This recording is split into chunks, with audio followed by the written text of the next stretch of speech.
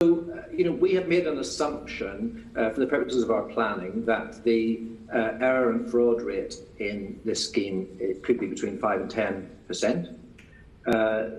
I know that there's recently been an academic study which suggests that it might be higher.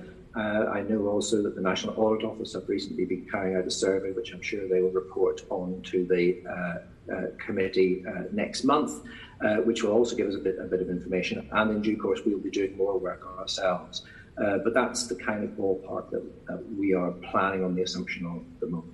Mr. Holden? And just finally from me, in terms of actual cash numbers, what does 5 to 10% now look at in terms of the money that you've paid out? I believe the last figures that we put out said that we had paid £37 billion on this scheme. I think that's correct. So it would be 5 to 10% of that figure would be the assumption on which we are basing our. 35.4 billion was the last amount that we said that we had paid out on this scheme.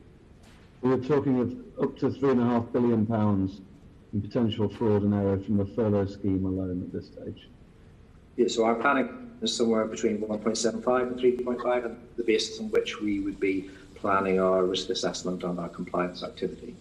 And that will range from deliberate fraud through to error. What we have said is that in our risk assessment, we are not going to set out to try and find employers who have made legitimate mistakes in compiling their claims, because this was obviously something new that everybody had to get to grips with in a very difficult time.